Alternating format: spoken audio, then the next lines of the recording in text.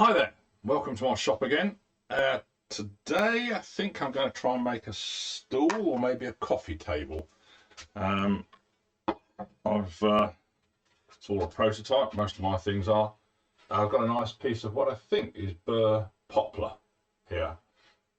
So I think this side is a bit plainer than that side, but this side's got a chunk out of it. So I think I'm still going to make that the top.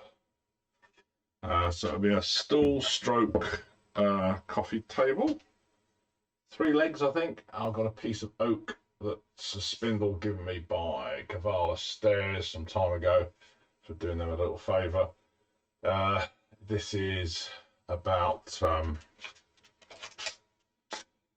2 inches square, and the piece of burr poplar is about 350 diameter. So there we go. Okay, so I've marked them up. Each leg's about 260mm long. Just bandsaw them up.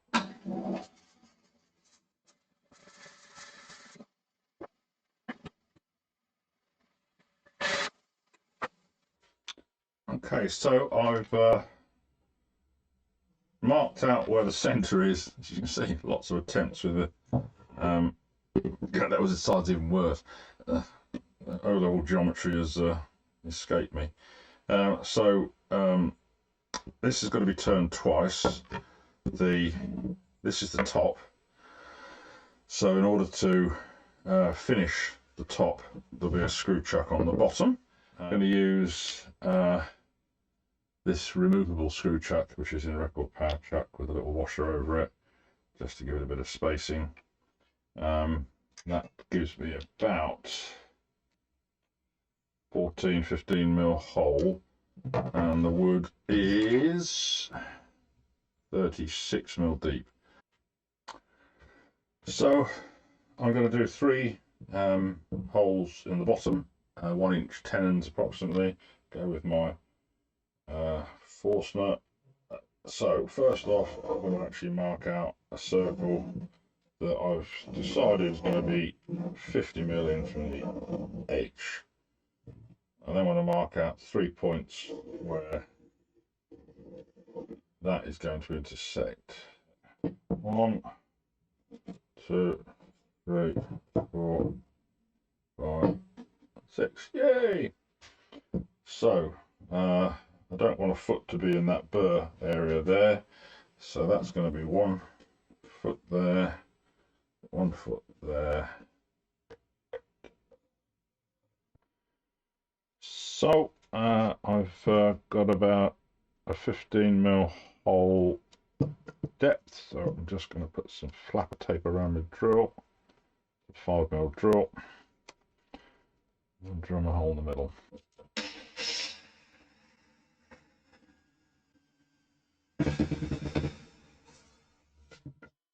So before I go any further, I'm just going to trim off the face and make it round. This is going to be the top, so I've got to actually be able to dress the bottom as well, and I don't want to put a chuck on here, so this is going to have to be a glue or tape chuck on here in due course. So the first thing I want to do is trim this up so it's flat, so I can actually mount something on there. Fair amount of outer trueness.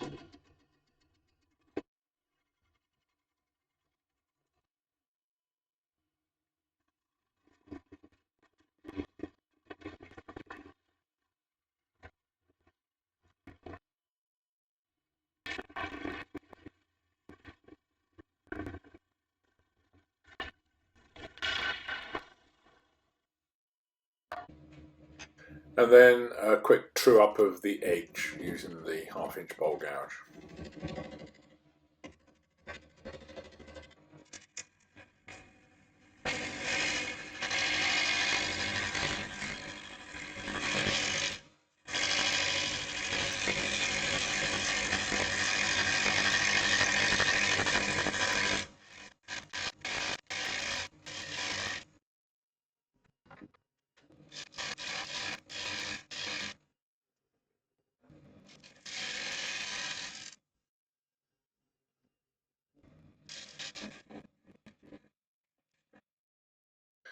I want to keep the shape pretty simple so that it highlights the featuring in the wood, which is coming out beautifully. So just now trying to make the top flat, rather than dishing it if it was a stool. I want this to be as flat as possible so that your cup of coffee doesn't fall off the edge. So took quite a few efforts to get this flat, and poplar isn't the nicest of woods to turn. It does tend to pluck, but perseverance. And after a few shear cuts with the lower edge of the bowl gouge, I've just used a large skewer as a scraper just to try and flatten it off. So I kept the tailstock up as long as possible and only removed it at the end, as I'm never too sure about screw chucks, and then just took the centre bobble out and trued it up.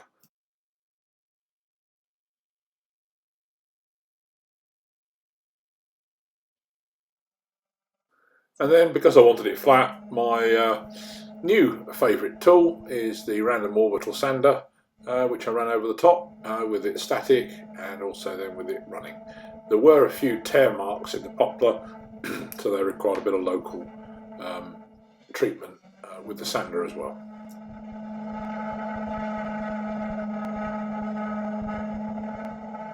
And then after the 120 grit on the random orbital sander, I went over it with the various finer grits using the regular 50mm Simon Hope sanding arbor system, alternating between grits with Abranet sanding with the grain to get as good a finish as I could. Okay, so I've just got this bench hook that was an IKEA chopping block, I think, nicked from his son. I've gripped it in the bench vise here and put a block of wood underneath, and this is to try and get me about 15 degrees. That shows that's 15 degrees. Clever, these things on the iPhone. You can measure and get your angles dead easy. So that, with a bit of luck, will provide me a surface on which I can lay the table and then drill the holes. So I want to be able to start drilling square and then rotate it so that it's approximately vertical. So I've got it clamped down on the table now. I've also going to try this because this is more likely to be something you've got at home. This is a Draper post thing, and you hold it up against your fence posts to make sure that they are upright. So if I can grip this around the battery, that will also give me spirit levels to tell me whether I'm vertical or not. So I'm just going to put a bit of extra tape around it. Right, the depth I've got to drill has got to be so that the back of the Forster bit is just buried in the wood. That's about 15mm of depth, so I don't want to go any deeper than that. So here goes, it's clamped down, it ain't going to go anywhere. And if I mess it up, well, it's going to become a platter.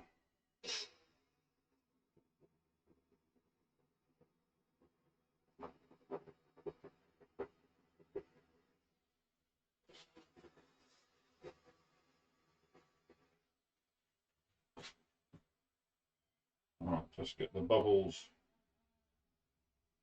horizontal and vertical. That's it, 2 bubbles.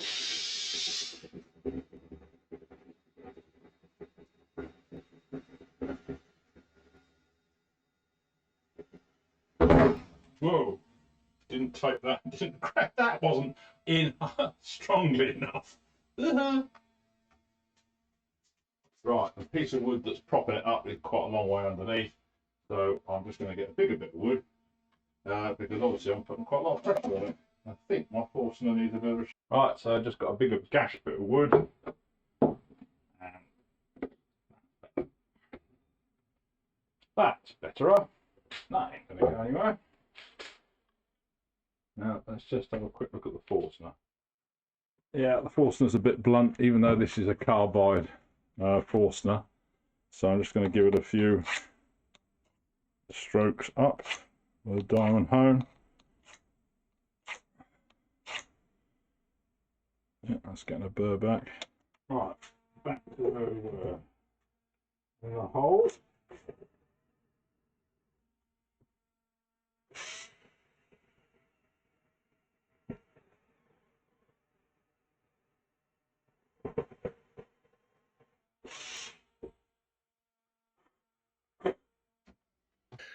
So I decided to do the next two without the clamps because it seemed quite steady.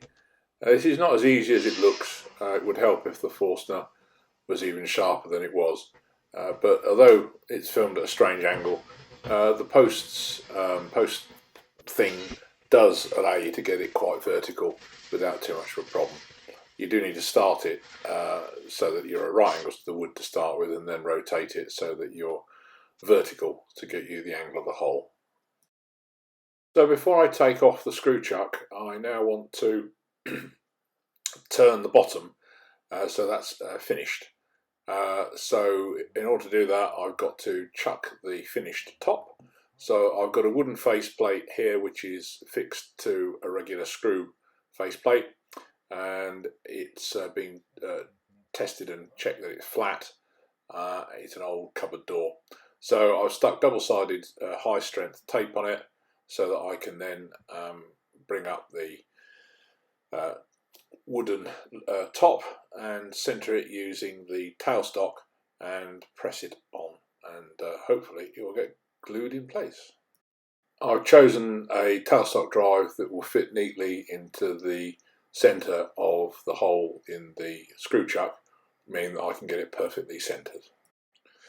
So I can put quite a lot of pressure on the tailstock on the ram without any danger of denting the wood. So done that, and then leave that for a couple of hours for it to go off, and then I can start turning it. So now that it's had time to bond, I can get on with turning the bottom. I'm going to leave the tailstock support up as long as I possibly can because it is only a double-sided tape joint, and I'm not sure I really trust that without some sort of tailstock support, apart from some very, very light finishing cuts. So after I've got the bottom straight and true as far as possible, I just want to put some edge detail on, a little sort of finger grip. So I've swapped to a spindle gouge and just creating a little cove.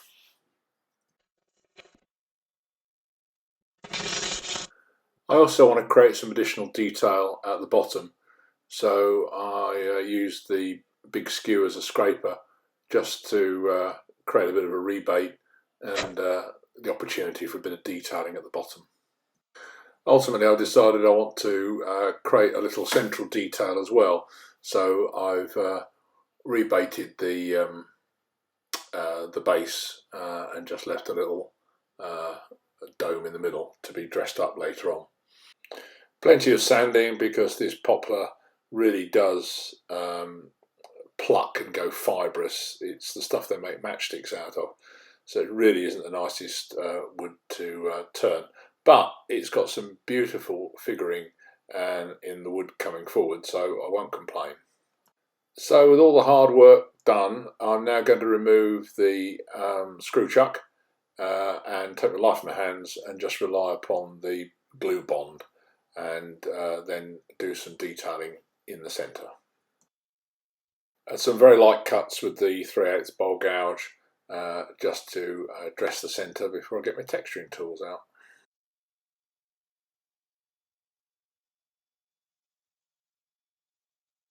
So after I've sanded it up, I've just used my point tool to create a couple of demarcation marks in the centre, and then using the crown small texturing wheel, just put a couple of patterns in between the rings.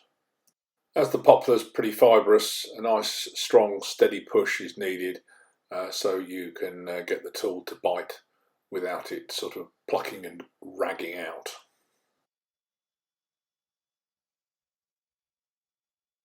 And then a quick burnish with some 400 Nightweb and a wipe over, and then some hard wax oil, which I think is a pretty good finish for the top and the bottom on the stool top. I'm going to, in due course, turn a little button for the 5mm screw hole in the middle, also, which will be textured, just to make it all look like it was meant to be. So I've got a little bit of lignum that I've put in here, which I've used to make buttons before. I need the button to be about 26mm, so it's a little bit bigger, which is fine. And I'll do a bit of texturing on it in a second as well.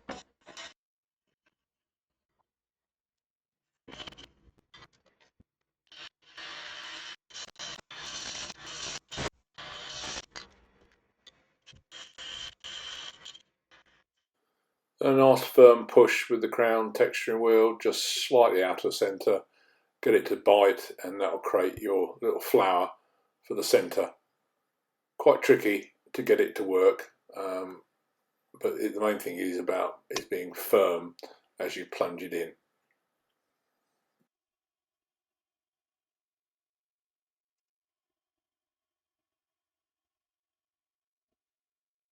And then with two central spirals in the same direction, I just reverse the tool and do a spiral in the other direction.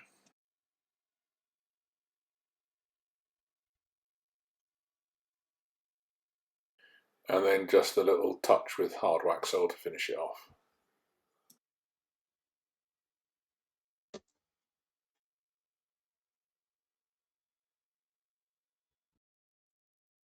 And then part it off, leaving a little stem on the underside to locate into the screw chuck hole.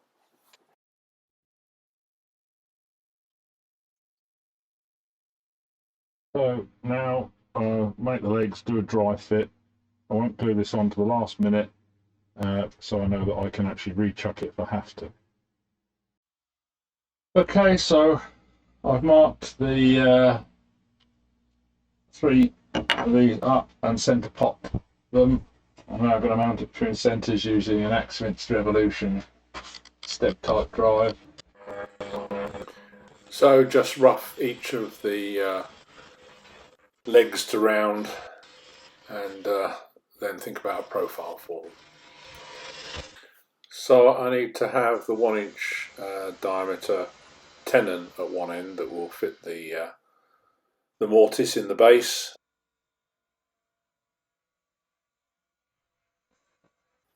And then I now want to reduce the blank down so that the form is close, a little bit larger than the tenon when it goes into the base of the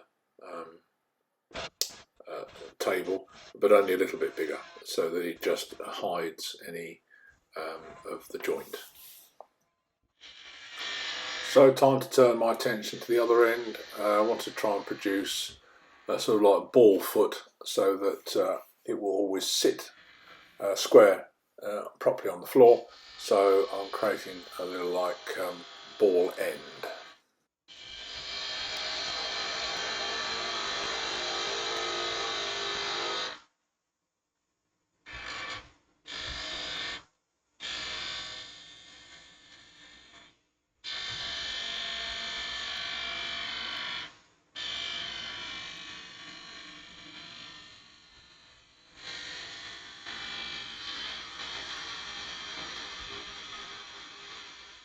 As always with me, when I'm doing a prototype, I'm never quite sure what the shape's going to look like.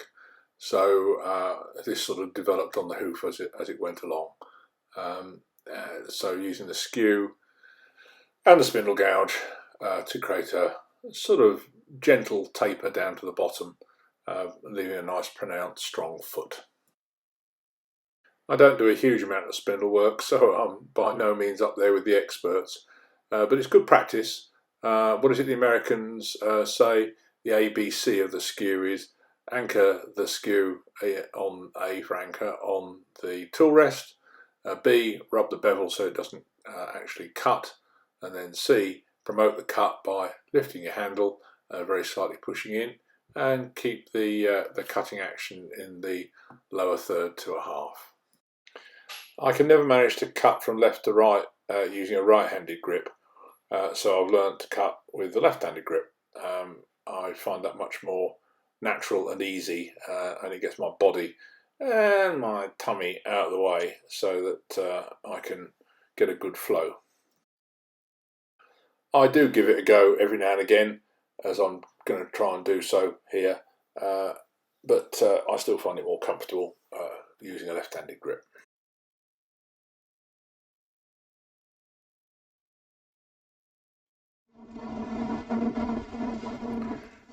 So a sand up and then a bit of finish.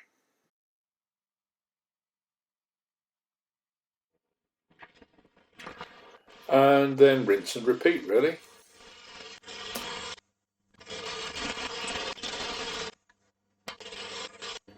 Using the first one as a pattern, mark up the change of direction and the relevant dimensions, and then try carefully to reproduce it as closely as you can. I know doing the second one is always quicker than the first one. It's even quicker when you speed it up to 20 times the real speed as well.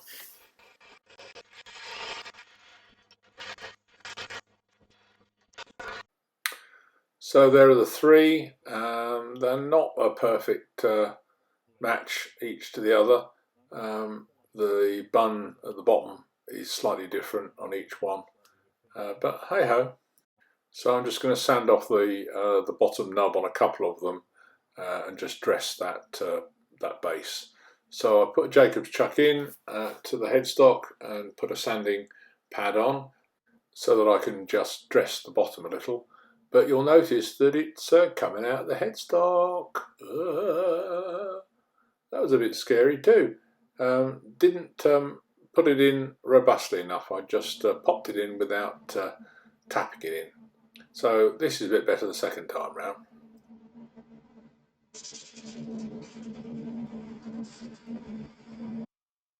Okay, so I've tried a quick dry fit of the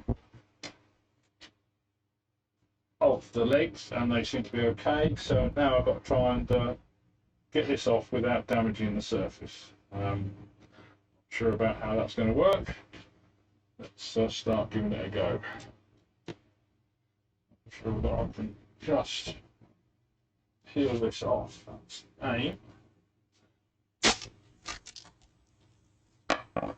Just like that.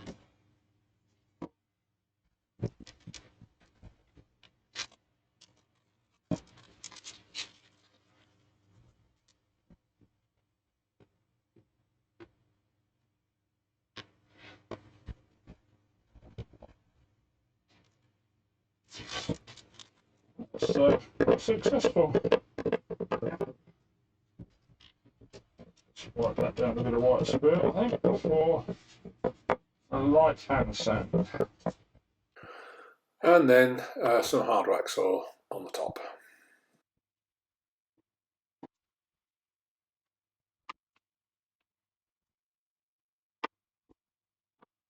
Let that dry, another couple of coats, and a similar treatment on the oak legs.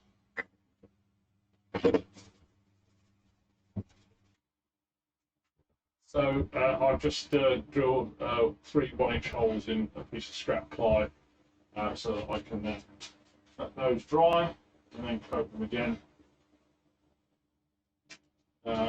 so they don't get stuck on the worktop.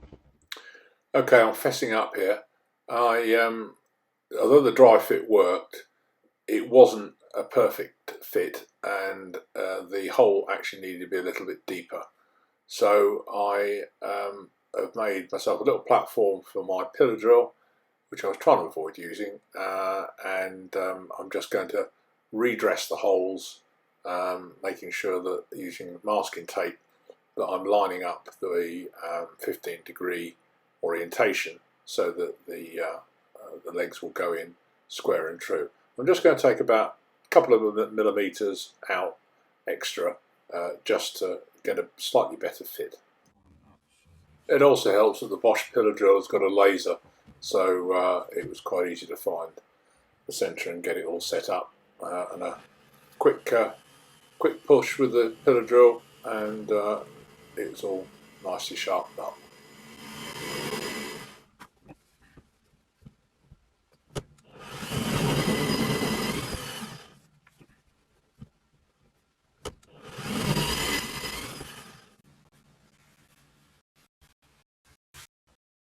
So as I've actually increased the depth of the hole, which I should have done properly the first time round, I decided I'm going to actually return the legs and lengthen the tenon by about 5mm, because I actually went in about 5mm further.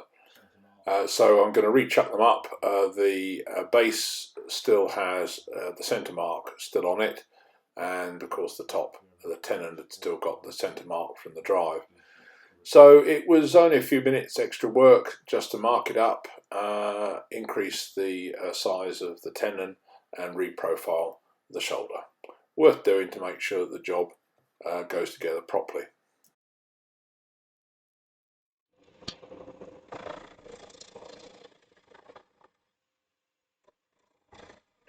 So I actually sanded off the finish all the way around and reapplied it, and then went to the buffing wheel system with some Canuba just to get a nice shine on them. Quick touch up with the white wheel first, followed by the polishing mop. Right, and for the legs done, I'm just going to do a polishing mop only Canuba over the bench.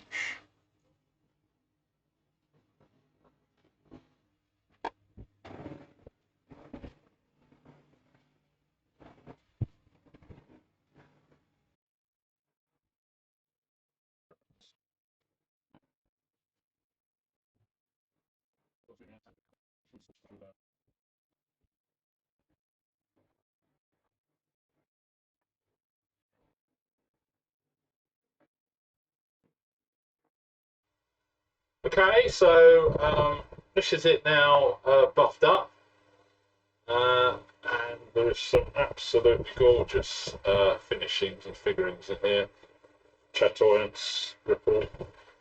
So I'll just do a dry fit now and see how it works. Each of these legs has got some ripple down the outside, so I'm going to make that the outside of each one.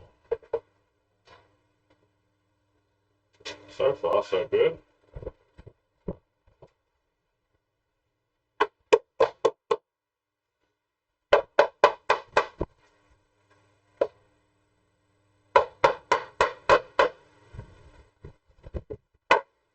Well, that's not too bad. With a dry fit. Right, legs on, glued in, and Gary Rance's blank, that is my next project to turn for him, to ball out so he can make something fancy out of it. He's sitting on there as a weight. Yay! Let it glue, time for coffee.